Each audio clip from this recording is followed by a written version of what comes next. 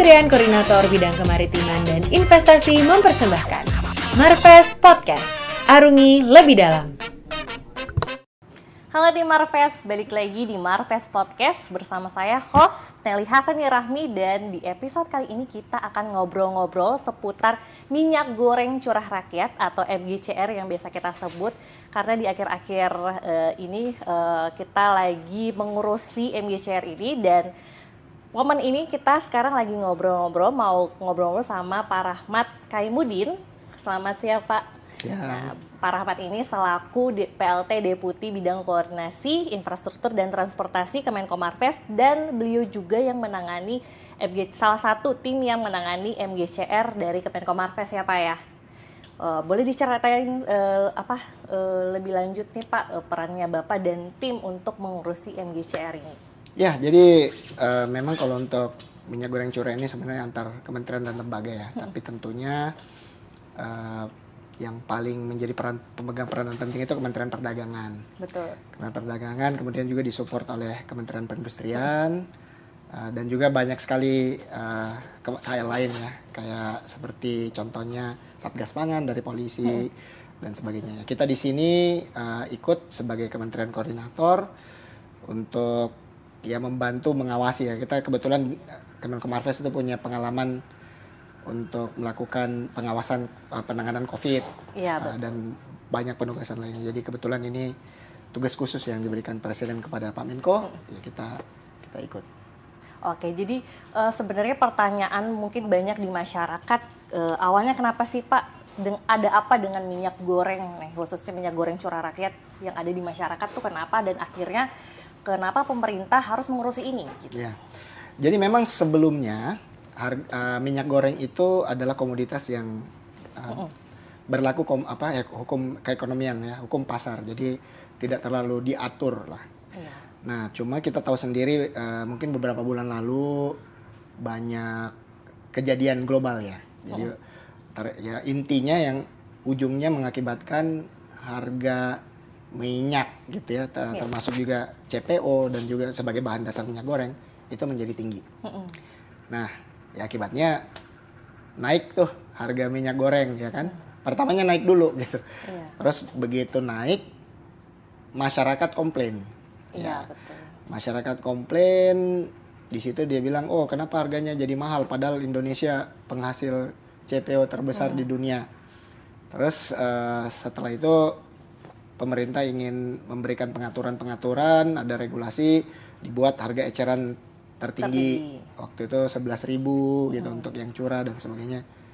Tiba-tiba minyaknya hilang dari pasar karena nggak ada yang mau. Wajar juga ya. Iya, betul. Nggak ada yang mau jual barang harga keekonomiannya misalnya 20.000 tapi disuruh jual 11.000, itu sempat hilang. Nah, akhirnya kita harus cari cara supaya bagaimana masyarakat itu bisa mendapatkan minyak goreng walaupun harga keekonomiannya tinggi. Akhirnya dibentuklah sistem program minyak goreng curah rakyat itu, di mana yang minyak goreng curah, yang ikut minyak goreng curah rakyat itu dijual nantinya dengan harga retail, harga ke pengguna itu 14.000. Yang kemasan itu dilepaskan ke harga mekanisme pasar. Tetapi jika teman-teman yang ikut membantu program MGCR ini atau minyak goreng curah rakyat ini akan diberikan special rights ya, yaitu mereka bisa mendapatkan hak ekspor. Jadi kasarnya teman-teman yang bantu rakyat itu boleh jualan ke luar negeri. Karena memang sebenarnya banyakkan ke produksi CPO kita tuh sebenarnya lebih banyak ke luar negeri daripada teman-teman di sini, maksudnya pengecer ya Pak atau distributor? Produsen. Produsen ya.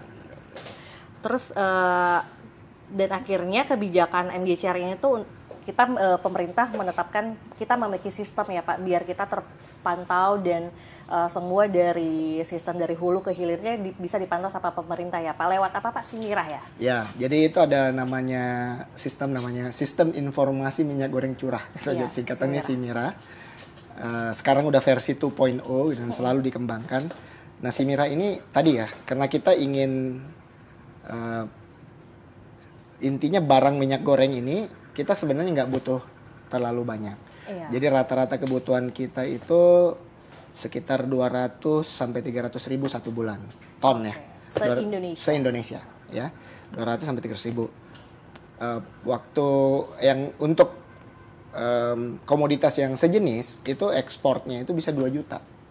Jadi jauh sekali ya di sini. Jadi sebenarnya kita cuma pakai sedikit di Indonesia ini. Nah, tapi karena kita ingin ini barangnya ini kan barang yang spesial ya. Karena harganya berbeda. Tentunya kita harus mengetahui kemana dia bergerak ya. Kita ingin dia itu sampai ke konsumen. Sehingga kalau misalnya dibebaskan 300 ribu ini bisa jadi hilang. Hilang di tengah jalan ya.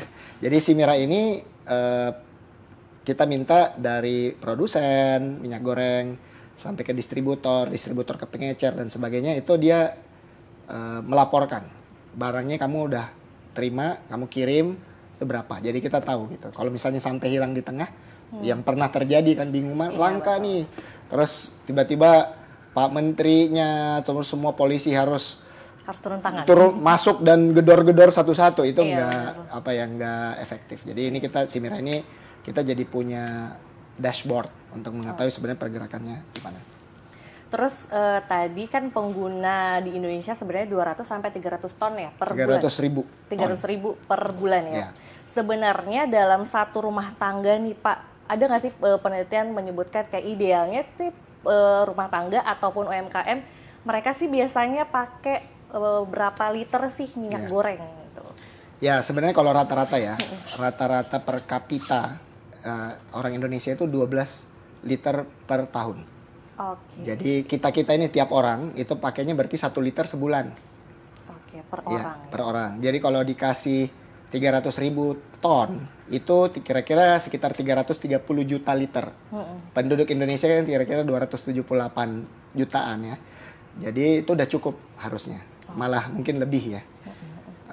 Sehingga ya itu kira-kira itu. Nah kalau untuk yang UMKM ini berbeda-beda tentunya, karena UMKM itu banyak kan. Iya, benar.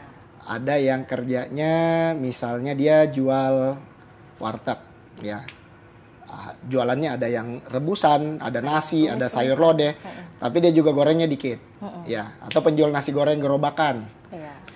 Skalanya di rumah makan. Ya, itu saya sempat dengar kalau penjual goreng gerobakan, nasi goreng gerobakan dia butuh 2 liter sehari. 2 liter sehari, dikit sih sebenarnya Pak. Ya, kalau yang ini ada penjual goreng babat di Semarang gede banget tuh, saya tanya, kamu pakai berapa? 7 liter.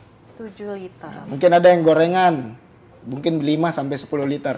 Karena dia rendam ininya ya. Iya benar. Tapi ya dia rata-ratanya 1 liter satu hari. Iya. 1 bulan. 1 bulan per orang. Ya. Jadi dan untuk pantauan pemerintah untuk sampai ke konsumen itu menggunakan aplikasi Peduli Lindungi ya Pak ya? Ya, jadi ini waktu itu menjadi dilema juga ya buat kita ya. Karena di si Mira itu berhenti di level pengecer. Iya betul. Jadi waktu itu kita membayangkan sebenarnya kalau di level pengecer oke gitu ya. Tapi kita masih belum tahu nih sebenarnya kalau misalnya ternyata pengecernya itu gadungan. Ternyata dia ambil lagi tuh minyak goreng, ya, diambil lagi terus dia pakai buat pabrik. Karena harus kita ingat juga, begitu dia ganti dicurah ini, dia ganti dan dia kemas, dia tiba-tiba harganya bisa dia naikkan, terserah produsen. Padahal bukan itu. Harusnya ya curah aja. Kalau yang minyak goreng curah ini nggak boleh sampai hilang gitu kan. Nah, jadi waktu itu kita juga pikir ya, bagaimana sih caranya gitu untuk track ya.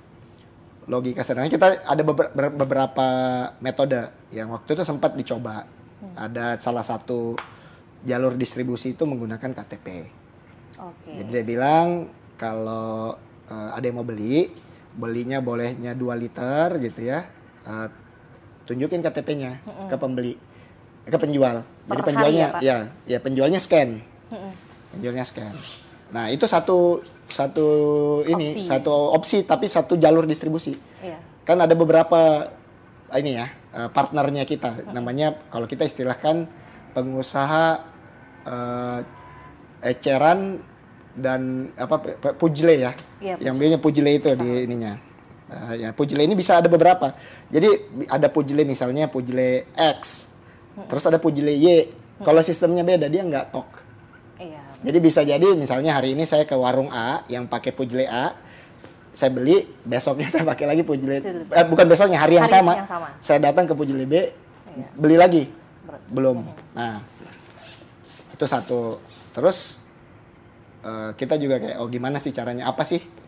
Belum lagi pengecernya repot kan? Setiap kali datang harus scan KTP. Iya, Jadi makanya banyak yang udah ngomong ribet pakai KTP pusing ya karena dia memang dan nggak termonitor juga apakah KTP ini tuh udah dipakai belum ya hari ini gitu. Untuk di sistem yang sama ke track. Tapi kalau dia pakai yang pujle yang lain belum tentu gitu. Sehingga kita harus cari suatu sistem yang sudah dipakai sama banyak orang dan dia integrated dan kalau bisa flow-nya itu udah nggak usah pusing lagi kan. Karena kalau dia nggak boleh kasih KTP, berarti kan kita suruh usernya pakai install aplikasi. Iya, betul. Nah itu berat banget. Saya pernah kerja di perusahaan teknologi untuk membuat orang install aplikasi itu susah, gampang, ya kan. Bener. Apalagi kadang-kadang orang aplikasinya itu HP-nya mungkin nggak terlalu canggih, jadi kalau untuk install yang baru harus hapus yang satu lagi misalnya dan sebagainya. Nah sekarang kenapa kita kebayang Peduli Lindungi itu sebagai salah satu opsi yang mungkin efektif ya? Karena Peduli Lindungi itu udah udah di-download sama 95 juta orang di Indonesia. Satu. Yang kedua, begitu dia pakai Peduli Lindungi, itu dia kan daftar ya. Dia daftar, NIK-nya diregister. Iya. Ya. Dan jadi nggak bisa orang gadungan. KTP bisa saya palsukan. Kecuali saya cek ke sistem Dukcapil ya, bahwa ini bener nggak KTP-nya. Tapi kalau saya bikin sesuatu yang mirip KTP, saya tunjuk, di-scan, kebaca nggak? Belum tahu. Tapi kalau Peduli Lindungi kita tahu bahwa itu ada manusia di belakangnya. Ya. Kita nggak perlu rekam NIK-nya, karena kan tiap orang berhak beli minyak goreng. Tapi yang penting kita tahu ini adalah manusia yang unik, yang berbeda dengan yang lain. Jadi kalau siapapun, misalnya tadi ya dia di pujle A, di pujle B, di pujle C, kalau dia sama-sama pasang QR Peduli Lindungi itu, dia scan, itu bisa kita udah tahu gitu. Jadi jadi aplikasinya dipakai banyak orang, unik, ya udah sudah divalidasi. Yang ketiga ini udah sering, bukan hanya di-download, udah sering dipakai. Iya betul. Jadi orang ya, sudah terbiasa. Sudah terbiasa. Jadi kita bayangkan apa sih yang saat ini udah dilakukan 2 tahun terakhir gitu ya. Orang kan at least di average itu udah biasa masuk ke mall, scan dan sebagainya. Ya kita tahu lah pasti ada yang outlier ya. Pasti ada yang belum punya, ya ada. Ya, tapi bayangan kita kan kalau 278 juta, 95 juta berarti 1 dari 3 orang punya. Iya betul. Jadi kalau misalnya Mbak Nelly nggak punya, mungkin punya tetangga yang punya orang tua, punya anak. Seenggaknya dalam satu rumah tuh pasti ada. Satu circle of influence itu ada gitu. Jadi kalau nggak ya bisa titip beli gitu ya. Dan ya makanya kita akhirnya kasih option bahwa yang tertinggi itu pakai 10 liter gitu. Untuk UMKM. Ya udah kita kasih deh 10 kilo, which is itu sebenarnya 11 liter. Ya jadi misalnya nggak bisa punya ya bisa titip. Karena kan kebutuhannya cuma 1 liter sebulan. Iya, itu bayangan kita untuk mempermudah. Memang ya kalau cari yang selalu ada aja yang belum punya. Nanti makanya kita buat relaksasi nih yang 3 bulan. 3 bulan dulu kita coba dulu kan bisa nggak datanya di mana dan sebagainya. Jadi itu logiknya kenapa kita coba ini. Iya, jadi makanya tim Harvest pemerintah tuh ingin memudahkan masyarakat ya Pak untuk membeli minyak goreng curah rakyat ini. Jadi biar dari pembelian atau penjualan dari distributor ke pengecer sampai ke konsumen itu akan terpantau dari sistem yang bisa menjadi kebijakan dan evaluasi pemerintah ya Pak. Ya sebenarnya kita mau minta tolong ke masyarakat ya. Jadi keinginan kita sebenarnya kalau bisa nggak usah boleh juga. Tapi kalau kita nggak jagain ini sama-sama, kita nggak tahu nih larinya barang kemana nih. Takutnya hilang barang yang terjangkau ini, yang harganya terjangkau ini diambil sama orang-orang yang tidak bertanggung jawab atau yang ingin melakukan itu. Jadi Ya ini gotong royong sebenarnya. Ya, tapi ya kita juga paham bahwa nggak ada yang langsung sempurna. Kita coba dulu. Harapan kita ya ibaratnya sama aja. Kalau misalnya nggak mau scan Peduli Lindungi masuk mall, ditangkap nggak?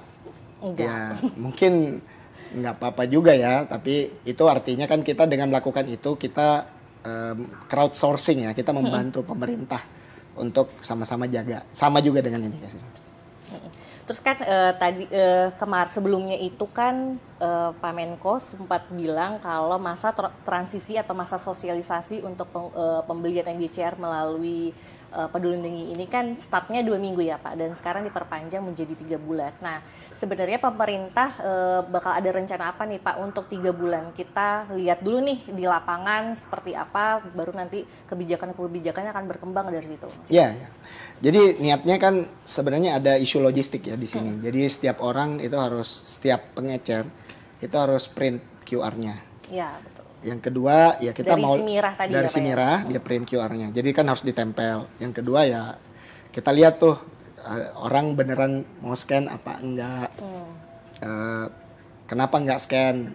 Yang mana dimarahin emak-emak, yang mana enggak gitu kan dari situ. Dan ada juga yang bilang misalnya enggak ada sinyal. Ya kalau nggak ada sinyal berarti kita harus telepon provider. Hey provider, di situ nggak ada sinyal gitu misalnya. Benar. Jadi kita coba. Kenapa kita bilang 3 bulan? Karena dalam 3 bulan ini kita berharap informasinya itu menjadi lebih matang ya. Kalau misalnya ke depan ternyata bisa jadi, udah disiplin semua nih, kita nggak usah pakai Peduli Lindungi. Mungkin nggak? Ya kita bisa lihat dari situ juga, dari 3 bulan ini ada nggak sih ininya kebutuhannya gitu ya untuk menjaga. Tapi kita harapannya kita pengen jaga bareng. Sambil jalan kita juga lagi mempelajari nih berapa kebutuhan yang benar gitu kan. Kita bilang 10 itu kan kita taruh batas atas gitu. Iya benar. Sedangkan UMKM aja kebutuhannya rata-rata 7 ya per liter ya per hari gitu. Ya, kita karena warung kan beda-beda, nggak bisa bilang. Kalau dia warung penjual minyak ya kebutuhannya bisa 100 sehari gitu. Kalau dia jualan gitu kan ya. Tapi kan bukan itu tujuan kita gitu. Terus tadi Pak, untuk harga eceran tertinggi ini rata nggak? Jawa Bali beda nggak sama luar Jawa Bali atau sama se-Indonesia? Tujuan kita sama-sama di Indonesia. Nah, cuman memang sekarang masih ada kantong-kantong yang belum mencapai harga tersebut. Dan ini yang lagi kita plototin ya. Karena itu isunya adalah kadang juga isu distribusi. Karena kalau curah ini supply chain-nya berbeda ya. Di kapalnya beda, terus dia mobilnya juga harus pakai mobil tangki dan sebagainya. Makanya teman-teman di Kemendak itu meluncurkan minyak kita ya, minyak kemasan itu. Karena dengan itu dia jadi minyak ini jadi bisa disalurkan lebih mudah ya, lewat truk biasa, lewat kapal biasa. Enak gitu untuk ininya.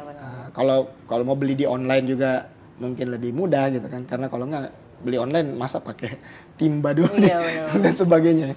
Hal-hal seperti ini yang kita coba kembangkan terus. Niat kita suatu ketika minyak curah ini bisa bergeser ke kemasan dan seluruh jalur distribusi di Indonesia bisa digunakan sehingga harganya nanti harapannya juga bisa merata. Terus gimana nih Pak nanti kalau misalkan di lapangan ternyata ada nih pengecer yang menjual minyak goreng curah rakyat dengan di luar harga HET itu di atasnya gitu. Ya. Nah ini sesuatu yang perlu kita perhatikan juga ya. Jadi begini, kalau saya suka menggunakan analogi SPBU. Jadi yang resmi kalau kita beli Pertalite di SPBU harganya 7.650. Tapi kalau beli di Pertamini atau di penjual botolan harganya beda. 10.000 ya kan? Nah sehingga tujuannya pemerintah adalah kita memperbanyak SPBU. Ya. Hari ini ada yang terdaftar di Simirah pengecer itu ada 50-an ribu pengecer. Nah, di situ kita selalu kasih tahu di sini loh tempatnya beli itu. Kalau misalnya ternyata ada yang beli terus habis itu dijual lagi dengan harga yang lebih tinggi, ya itu mungkin biasalah trading ya. Makanya balik lagi kenapa ada si Peduli Lindungi itu. Karena kita nggak menginginkan ada orang yang beli di SPBU bawanya udah bukan motor atau mobil lagi, bukan lagi bawa jerigen, dia bawa mobil tangki. Dia sedot semua terus dia bawa. Nah, itu mungkin untuk mencegah itu kita jadinya nanti ke depan kita mau lihat ya, misalnya ada pengecer jualan berapa kita lihat manusia yang beli bener nggak sih segitu. Kalau nggak ada, tapi dia tiba-tiba habis terus, ya kita kan boleh dong kita mampir ke warungnya, tanya gitu. Kenapa sih kok bisa habis terus? Ternyata ada mobil tangki, ada yang borong terus dijual lebih tinggi. Itu yang balik lagi tadi ke Peduli Lindungi.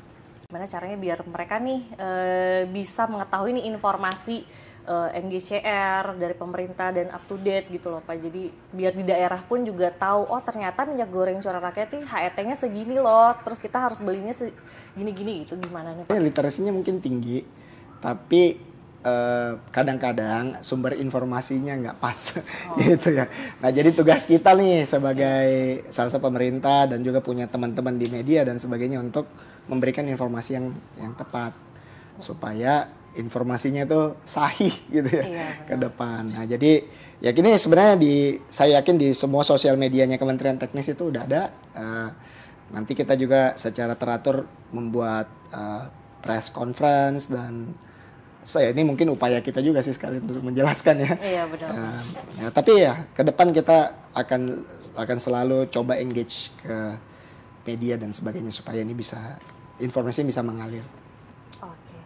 Mungkin itu aja ya Pak yang kita obrolin, nanti kita bakal ngobrol lagi setelah ada perkembangan nih di lapangan, kira-kira MGCR nih gimana di masyarakat, dan semoga dengan pemerintah kita bisa bekerja sama dengan masyarakat untuk untuk memantau nih distribusi MGCR sehingga sampai ke konsumen, tidak ada yang menyedot kuota ya Pak, atau menampung atau menimbun stok gitu. Jadi agar masyarakat tuh semua bisa menikmati MGCR, bisa menggunakannya untuk di rumah tangga atau di kebutuhan UMKM-nya gitu secara merata. Nah itu dia mungkin informasi MGCR ini bisa diakses di Instagram @minyakkita.id. Jadi nanti di sana akan ada link di bio-nya. Nanti tim Marves bisa mengakses semua informasi di sana, mulai dari tata cara penjual atau membeli, dan bahkan titik-titik lokasi pengecer menjual MGCR ini tuh di mana aja gitu di seluruh Indonesia. Nah itu aja tim Marves di episode kali ini soal minyak goreng curah rakyat. Saya Nelly Hasanirahmi dan Pak Rahmat Kaimuddin. Say hi. Terima kasih dan sampai jumpa di Marves Podcast selanjutnya. Dadah. Kementerian Koordinator Bidang Kemaritiman dan Investasi mempersembahkan Marves Podcast. Arungi lebih dalam.